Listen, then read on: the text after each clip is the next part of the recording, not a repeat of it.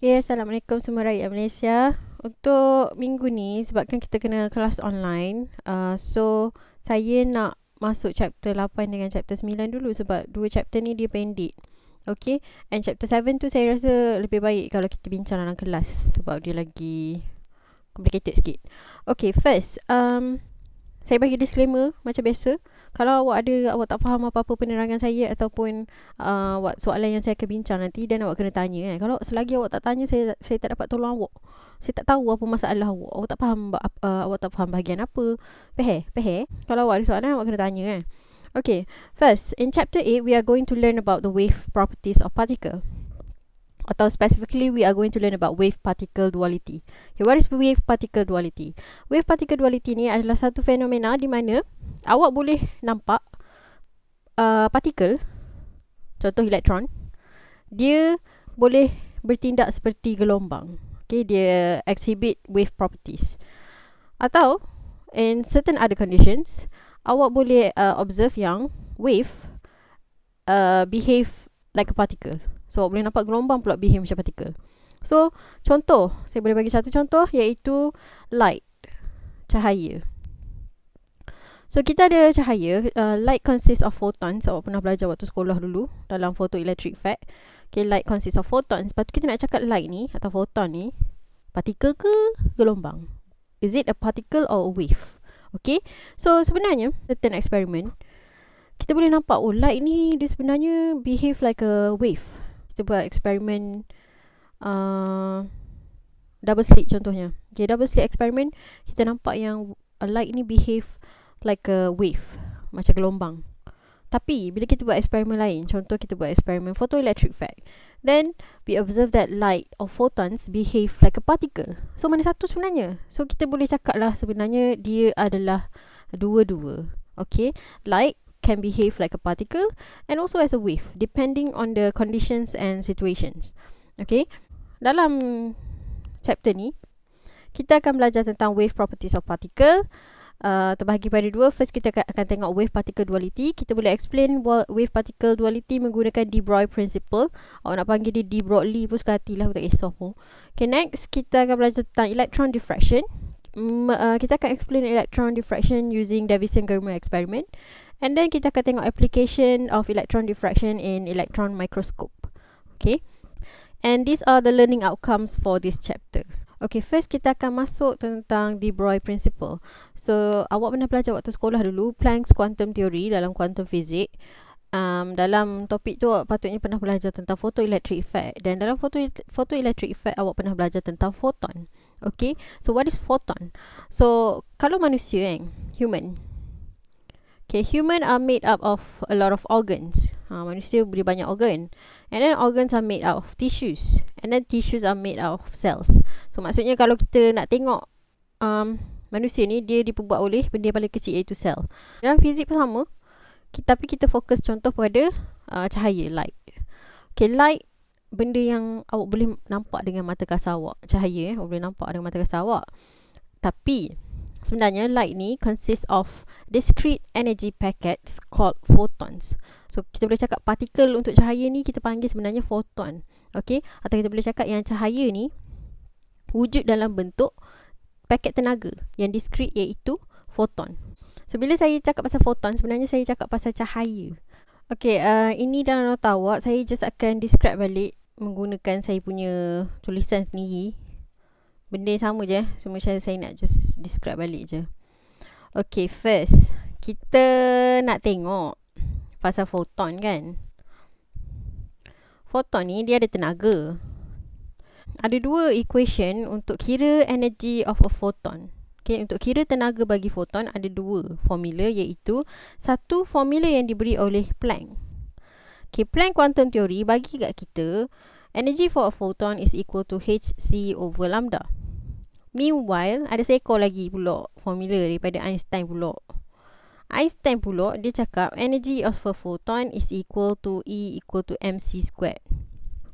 So sekarang ni ada dua formula yang kita boleh guna untuk kira energy of photon. Kita nak kaitkan dua formula ni. Zrap, macam tu. Kita biarkan dulu formula Planck. Kita label dia sebagai formula pertama. Kita nak fokus pada Einstein kejap. Okay, Einstein bagi kat kita energy is equal to mc squared, where m is the mass and c is the speed of light. Lepas tu, saya nak kaitkan equation Einstein ni dengan si equation Planck tadi. So, benda pertama saya kena buat adalah, saya pernah belajar tentang momentum kan. Momentum adalah P, and kita dah belajar momentum is the mass times by the velocity. Cuma dari segi, topik ni sekarang, kita tengah cakap pasal photon atau cahaya. So, dekat V ni, saya boleh gantikan dengan speed of light, C. So, nanti equation momentum akan jadi P sama dengan mc. Okey, lepas saya dah dapat P sama dengan mc ni, bila saya tengok balik equation Einstein ni, saya boleh nampak dalam equation Einstein ada mc. So, sekarang saya ambil balik equation Einstein, saya tukar sikit bentuk dia jadi E sama dengan mc kali dengan C. Yang ni akan dapat balik mc squared lah. Cuma saya asingkan C dia tu. So, kat sini awak boleh nampak kita ada mc. And mc kita dah establish adalah sama dengan linear momentum. So, kat sini saya boleh gantikan P. So, saya dapatlah energy is equal to PC. So, dah dapat E sama dengan PC. Saya nak kaitkan, ingat saya nak kaitkan ni dengan Planck. So, sekarang ni saya buat ni sebagai equation kedua.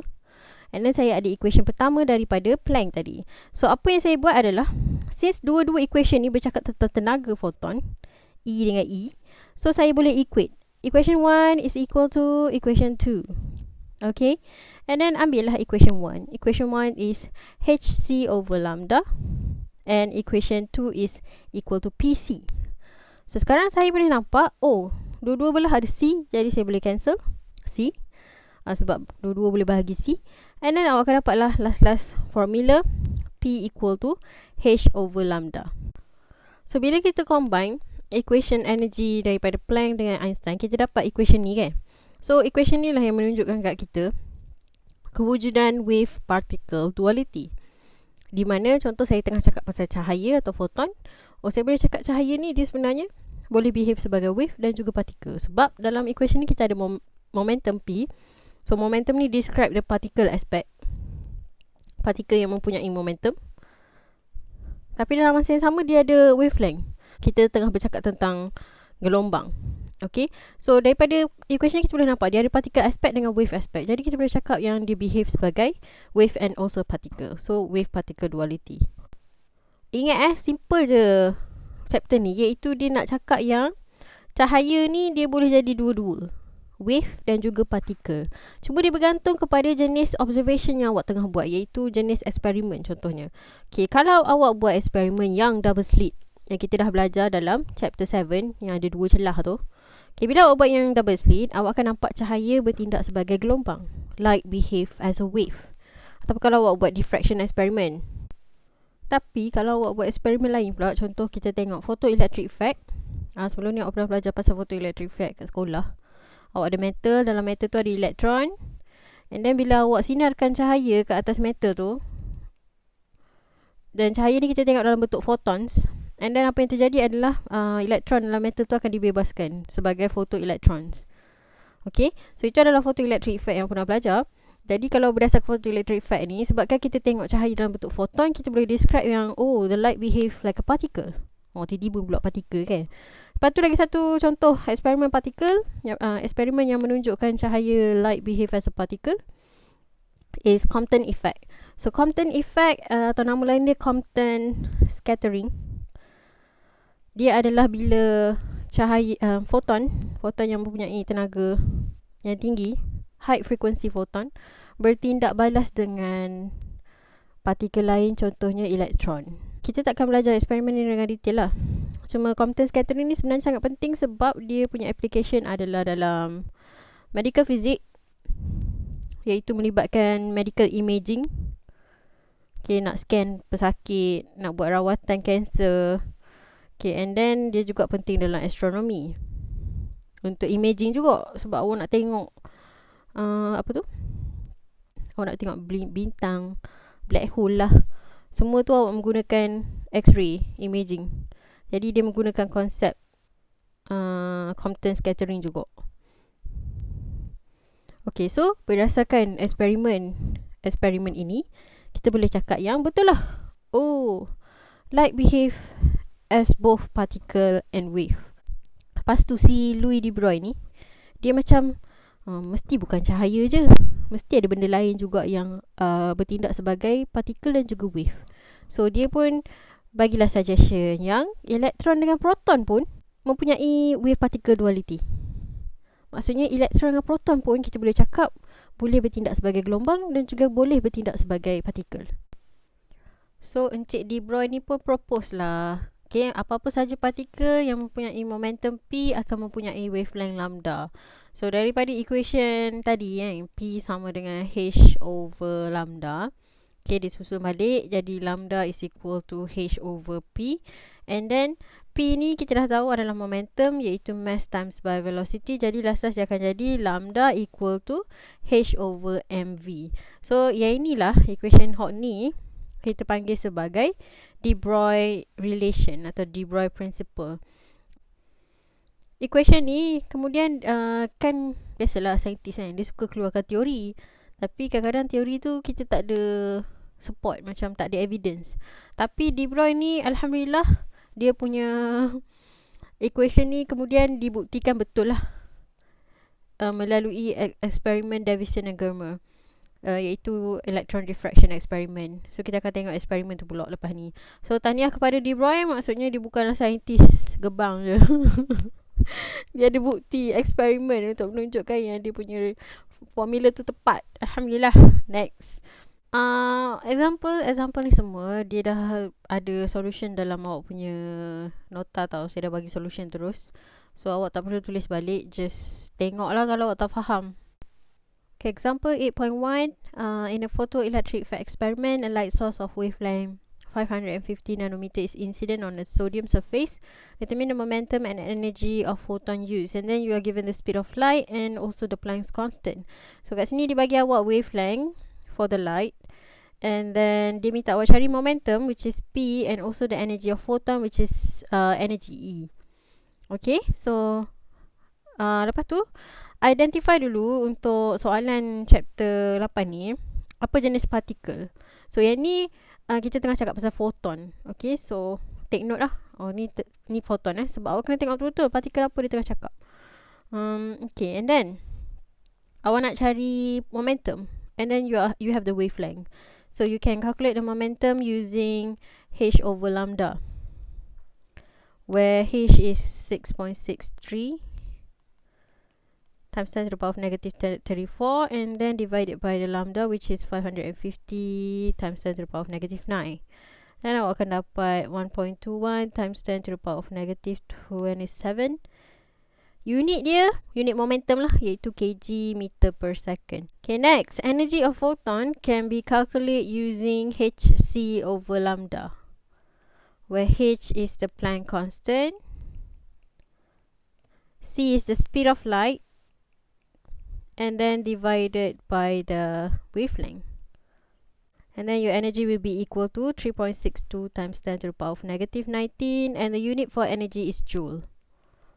Mudah aja weh. Next, example 8.2. Calculate De Broglie wavelength, which is lambda, for a jogger of mass 77 kg that runs with a speed of 4.1 meter per second, and then an electron of mass 9.11 times 10 to the power of negative 31 kg moving at speed of 3.25 times 10 to the power of 5 meter per second.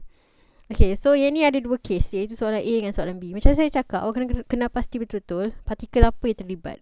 Untuk soalan A, partikel dia adalah manusia, jogger. Okay, so kita nak tengok jogger tu.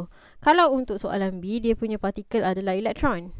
Okay, kita kena pasti sebab kita nak tahu mass. Kadang-kadang dia just cakap dalam soalan tu elektron, tapi dia tak bagi mass. Sebab mass of electron awak boleh dapat daripada constant dekat depan. That's why awak kena identify dulu which particle. Okay, first, question A. You want to find the wavelength. Okay, lambda awak boleh cari guna H over P ataupun H over mv. Dia ada banyak equation dia dalam bentuk apa. Ikutlah, kalau awak ada momentum, awak boleh terus guna momentum. Kalau tak ada, awak kena buat mv lah. So, gantikan je nilai. Mass of the jogger is 77 times by the speed, and then awak akan dapat lah the wavelength is 2.1 times 10 to the power of negative 36 meter. Lepas tu untuk elektron pun sama je lah, cuma yang berbeza adalah mass dengan velocity dia. So dalam nota tu dah ada dah solution. Substitute je nilai dia and then awak akan dapat dia punya wavelength. Next, example 8.3, we have an electron and proton which have the same speed, and then the question asks you which has the longer de Broglie wavelength and explain, and then calculate the ratio between the wavelength of proton and electron and proton. Okay, so sekarang partikel kita adalah elektron dengan proton, dan dia cakap dua-dua ni mempunyai same speed. So benda ni awak kena keluarkan dulu. Maksudnya secara matematik kita boleh cakap yang V of electron is the same as the V for proton. So saya namakan diorang sebagai V sahajalah, sebab V diorang sama. Okay, and then dia nak tahu antara elektron dan proton siapa yang mempunyai lambda yang lagi panjang. Macam mana nak tahu? Kita kena tengok formula lambda. So formula lambda diberikan oleh de Broglie, where H is divided by the mass time velocity. So sekarang kita boleh nampak ada beberapa faktor yang mempengaruhi wavelength. H adalah Planck constant. Jadi constant tu sama je nilai dia, jadi dia tak mempengaruhi nilai wavelength. So sekarang kita boleh nampak yang lambda is inversely proportional to the mass, and at the same time lambda is inversely proportional to the speed or velocity. So sekarang awak boleh nampak ada dua faktor yang mempengaruhi wavelength, sama ada mass of the particle ataupun the speed. Jadi kita nak tengok hak mana. Kita dah tahu soalan cakap dia mempunyai same speed. Jadi kalau kita nak tengok formula ni, kita tak boleh tahu siapa wavelength yang lagi panjang sebab dua-dua speed dia sama. So kita kena tengok formula yang ini. So kita nampak yang lambda is inversely proportional to the mass. Jadi apa yang kita kena buat adalah kita kena compare the mass of proton and mass of electron, which is given here. So kat sini dia bagi, kalau dalam exam dia bagi dekat list of constant, awak jangan buat macam dia tak bagi macam mana ni. Kau tengoklah dekat list yang dia bagi tu. Okay, so dia bagi kat awak mass of electron and also mass of proton. Okay, cuba tengok nilai ni and then compare which one mass dia lagi ringan. So awak boleh tulis macam ni. Boleh nampak yang mass of electron is less than mass of proton. Sebab elektron kali 10 kuasa negatif 31, maksudnya dia lagi ringan lah, berbanding dengan kali 10 kuasa negatif 27. So kalau elektron lagi ringan, apa jadi kepada equation tadi? Kalau mass decrease, what happen to the wavelength? Wavelength will increase. So macam nak cakap? So mention lah, mass of electron is lighter.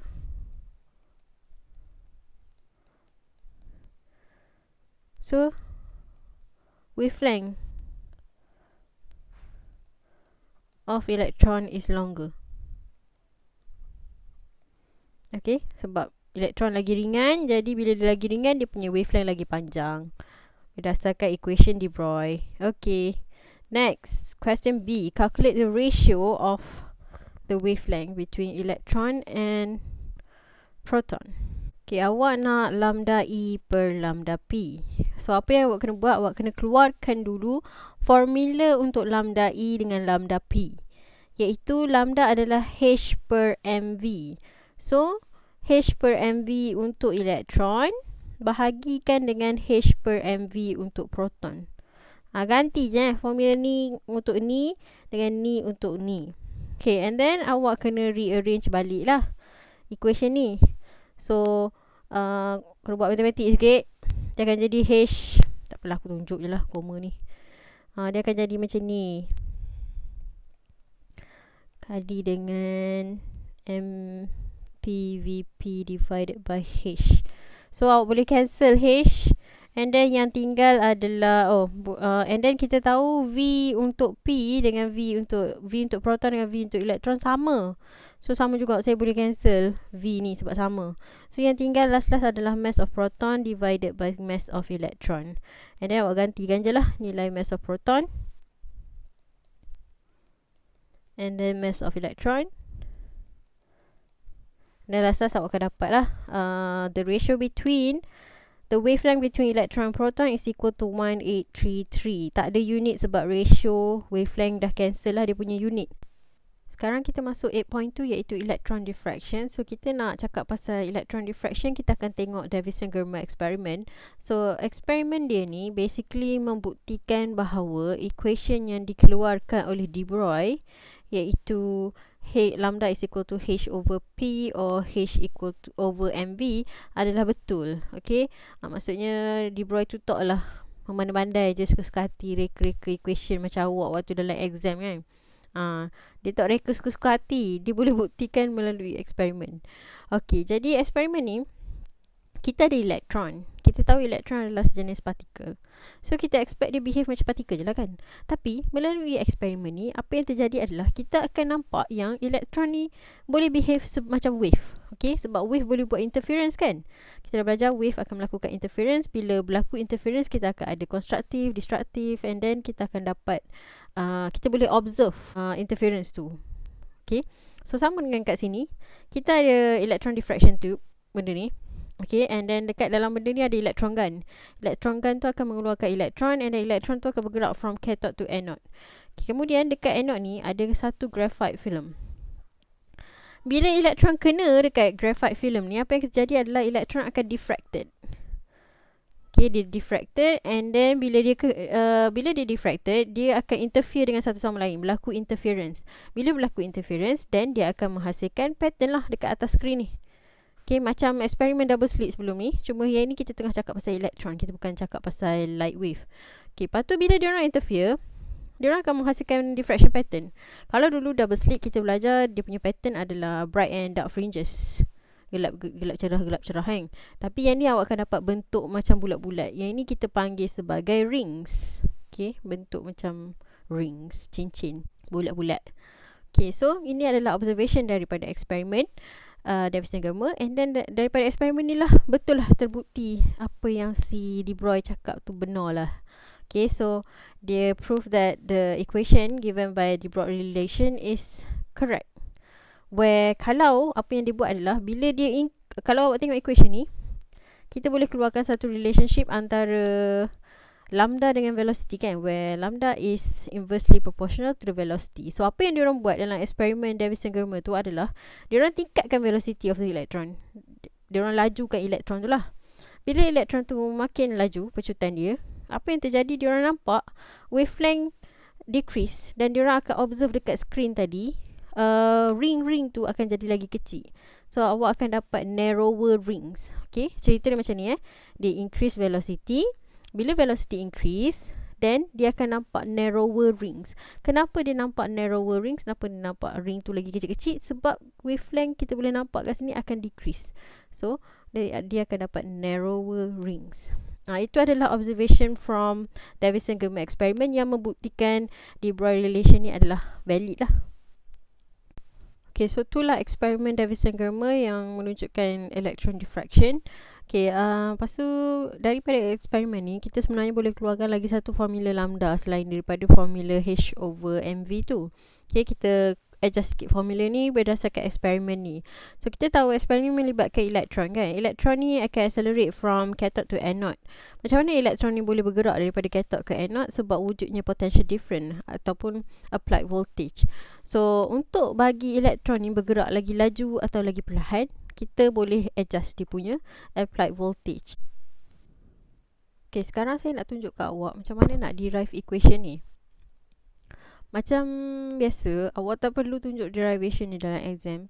Tapi sebenarnya kemahiran untuk derive equation ni adalah satu benda yang penting. Sebab kalau awak tak reti kan, kalau awak ambil course yang contoh ada berkaitan dengan fizik, contoh engineering, awak akan struggle lah sebab awak tak reti. Matematik awak lemah. So sebenarnya awak kena belajar lah benda-benda ni. Tapi itulah, aku terang 1 tambah 1 pun kadang-kadang kamu tak faham. So sekarang ni saya tunjuk awak tengok. Kalau tak faham boleh tanya. Tapi yang penting awak kena ingat, last awak kena tahu guna equation ni. Okay, so kita boleh ubah velocity of electron dengan mengubah applied voltage dia. Bila elektron tu bergerak daripada cathode ke anode, okay, dia akan ada perubahan tenaga. So bila dekat cathode, dia akan ada electric potential energy, iaitu U.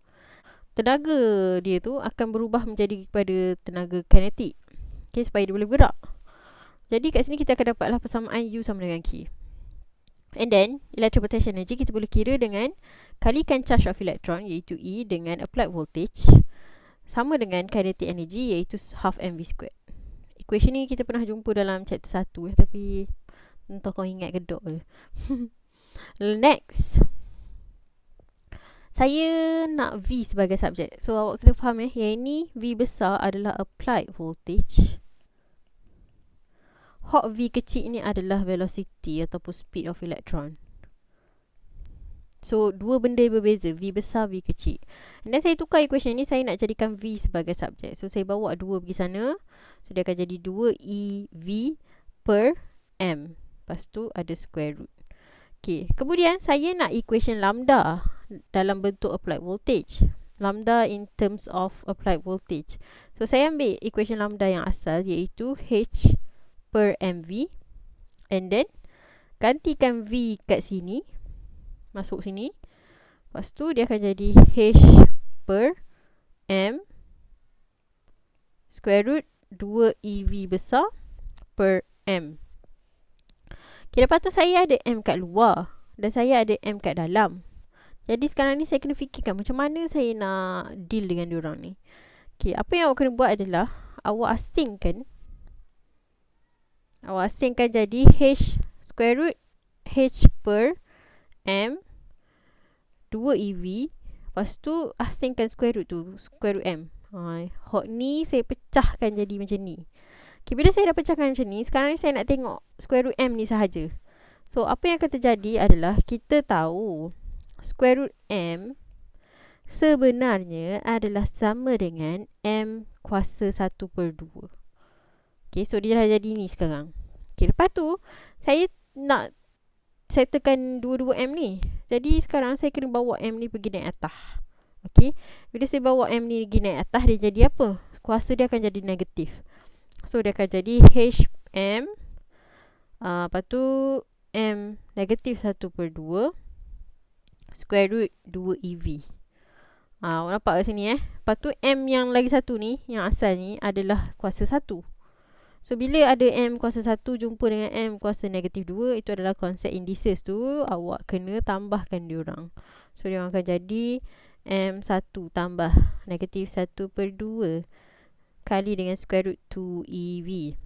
Lepas tu 1 tambah negatif 1/2 akan jadi 1/2 je lah, positif 1/2.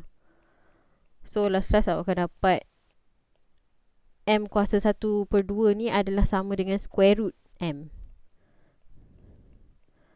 Okay, and then setelah barulah dapat H sama dengan 2 MeV. Saya bawa masuk M ke dalam ni. So dapatlah last formula dia. So that's why formula dekat sini sama dengan lambda equal to H over square root 2 MeV. Awak jangan pelik pula, mana M ni hilang. Dia kena guna konsep indices ni. Dia kena buat macam ni. Okay, that's why awak dapat equation dalam bentuk ini. Itulah derivation dia. Okay, sekarang kita tengok example 8.4. We have an electron which is accelerated from rest through a potential difference of 2000 volt. Determine its de Broglie wavelength. And then B, an electron has a wavelength of 0.21 nanometer. Calculate the momentum and energy in electron volt of the electron. Okay, first, partikel kita adalah electron untuk dua-dua soalan. And then for question A, we are given a value 2000 volt ni. 2000 volt ni adalah applied voltage V besar. Dan dia minta kita cari wavelength. So kita dah tengok tadi, kita ada formula untuk lambda yang berkait dengan applied voltage. So formula dia adalah formula yang saya derive tadi, iaitu H over square root 2 MeV. So boleh terus guna formula ni sebab awak dah ada applied voltage dia. Substitutekan Planck constant.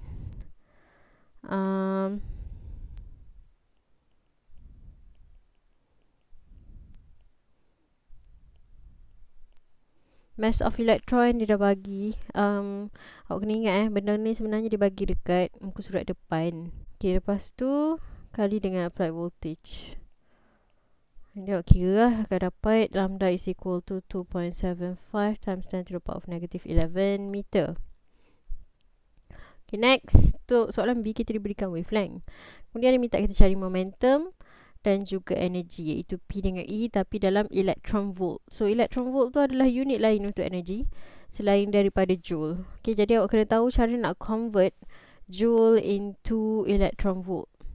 So first kita cari dulu momentum. So momentum adalah mass times by velocity, tapi kita tak ada velocity of electron dekat sini. Jadi kalau nak guna MV susah lah. So awak kena fikir cara lain. Tahu awal tadi kita dah derive satu equation yang mengaitkan P dengan lambda. Awak tengok balik nota awak tu, iaitu P is equal to H over lambda. So kita boleh guna balik lah equation ni. Okay, so sekarang kita gantikan je Planck constant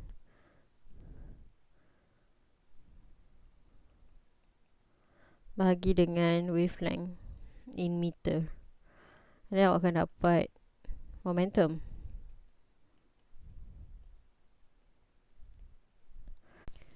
Okay, seterusnya dia minta kita cari energy in electron volt. So energy sebenarnya unit dia kan dalam joule, tapi yang ni dia nak dalam electron volt. So awak kena tahu cara nak convert energy from joule into electron volt. Okay, sebelum itu, cara untuk kira energy untuk elektron, kita tahu dia bergerak kan. Jadi awak boleh kira dia punya kinetic energy K guna half mv squared. Awak tak boleh guna formula E equal to hc over lambda. Awak jangan dalam kepala otak awak, oh energy. Lepas tu kau nak guna formula ni. Ini adalah energy of photon. Okay, sebab kat sini C tu adalah velocity, speed of light. So jadi ini untuk cahaya lah, iaitu photon. Kau jangan guna formula ni pula. Okay, sekarang ni kita tengah cakap pasal elektron. Jadi awak kira dia punya kinetic energy, gantikan mass of electron. Oh, tapi untuk soalan ni kita tak ada V, speed of electron, velocity of electron. So kita kena adjust sikit formula ni. Awak ada momentum. Momentum sama dengan mv. Jadi awak boleh tukar sikit formula ni, jadikan V sebagai subjek, lepas tu bagi P akan jadi bahagi dengan mass. Momentum bahagi mass. Ni equation ni saya susun balik jadi ni. So sekarang saya boleh ganti dekat V sini equation yang saya dah susun balik ni. So dia akan jadi 1/2 M, lepas tu P per M square. Dia jadi 1/2 M P square per M square. Dia boleh cancel M. So last jadi K sama dengan half P square over M. Okay, sekarang masukkan je nilai dalam ni. Okay, lepas tu saya just tunjuk kat sini je terus lah. Dia gantikan nilai momentum yang awak dah kira dalam soalan A tadi, and then dia bahagikan dengan mass kali dengan 2. Lepas tu dia akan dapat jawapan dalam joule. So ni jawapan dalam joule lah. Lepas tu untuk tukar from joule to electron volt, apa yang awak kena buat adalah bahagikan nilai energi awak dalam joule tu dengan nilai elektron punya charge 1.6 times 10 to the power of negative 19. So awak akan dapatlah jawapan awak dalam electron volt. Okay, ingat nak tukar joule to electron volt, bahagi je dengan 1.6 kali 10 kuasa negatif 19. Okay, sekarang kita tengok example 8.5. Kalau awak dengar bunyi kipas tu, awak ignore je dah. Saya malas nak tutup kipas. First, dia minta compare the de Broglie wavelength of electron and proton if they have the same kinetic energy. So kat sini dia minta compare wavelength. Bila dia cakap compare tu sebenarnya dia nak ratio. Okay, ratio between wavelength of electron dengan wavelength of proton. Okay, kemudian dia bagi condition where both proton and electron have the same kinetic energy. So macam biasa kita kena keluarkan dalam bentuk kinetic energy of electron is equal to kinetic energy of proton. Okay, sekarang ni kita nak cari ratio of lambda, and then dia bagi kita maklumat tentang kinetic energy dia. So ada tak formula yang mengaitkan wavelength with kinetic energy? Ada sebenarnya, tapi saya tak tunjuk kat awak lagi. So sekarang ni kita tahu kita ada formula lambda tadi yang saya derive, iaitu H over square root 2 MEV. So sebenarnya EV ni adalah sebenarnya EV ni adalah sama dengan kinetic energy. Okay, jadi sebenarnya awak boleh ganti kat sini K. So dia akan jadi lambda is equal to H over square root 2mK besar. Jadi awak bolehlah guna equation yang kedua tu untuk cari ratio ni, sebab kita ada maklumat pasal kinetic energy dia. Okay, lepas tu atas tu akan jadi H over square root 2mk. Cuma atas ni kan elektron, so saya letak elektron kat sini, bahagi dengan H over square root of 2mpkp. Okay, and then macam biasa kena buat matematik sikit. H bahagi square root 2m elektron k elektron kali dengan square root of 2 mass of proton k proton bahagi H. Dan awak boleh cancel H, awak boleh cancel square root 2, awak boleh cancel square root kinetic energy sebab kinetic energy sama untuk elektron dan proton. Dan last cuma tinggal square root of mass of proton divided by square root of mass of electron. And then gantikan je lah nilai mass of proton dengan mass of electron, dan awak akan dapat ratio dia. Mudah je. Okay, next. Last kali untuk chapter 8 ni, dia cakap tentang kegunaan elektron microscope. So, kita dah belajar tentang electron diffraction. Electron diffraction ni, antara salah satu application dia adalah dalam electron microscope. Apa yang special sangat dengan electron microscope? Okay, dalam lab biology contohnya, awak ada guna satu mikroskop yang kita panggil sebagai compound microscope, optical compound microscope. Okay, optical compound microscope tu membantu awak untuk melihat sesuatu sampel dengan lebih jelas kan. Contoh awak nak tengok kulit bawang, nak tengok sel, plant cell, so awak gunalah mikroskop, so awak boleh nampaklah detail plant cell tersebut. Tapi dia ada limitation, maksudnya resolving power dia, like berapa detail awak boleh tengok sesuatu gambar tu, limited lah. Okay, jadi elektron mikroskop ni dia lagi superior sebab dia boleh tengok detail dengan lebih jelas. Okay, contoh image yang dihasilkan oleh elektron mikroskop, contoh macam ni, boleh tengok image yang lagi detail lah menggunakan elektron mikroskop. Okay, jadi elektron mikroskop ni dia bagus lah sebab dia menggunakan elektron. Okay, jadi dia punya resolving power lagi tinggi. Kenapa resolving power dia lagi tinggi? Sebab elektron ni dia mempunyai kinetic energy yang tinggi. Bila kinetic energy dia tinggi, dia punya wavelength pendek. Okay, jadi awak akan dapat diffraction effect yang lagi kurang. Maksudnya image tu lagi detail lah bila diffraction effect tu kurang. So dari situ kita nampak satu relationship antara wavelength dengan resolving power, iaitu wavelength is inversely proportional to the resolving power. So lagi tinggi kinetic energy elektron tu, lagi rendah dia punya berdasarkan formula ni lambda equal to H over square root 2mk. Lagi tinggi kinetic energy dia, lagi rendah dia punya wavelength, lagi pendek dia punya wavelength. So lagi pendek dia punya wavelength, lagi tinggi dia punya resolving power. So electron microscope is so much better, gitu-gitulah.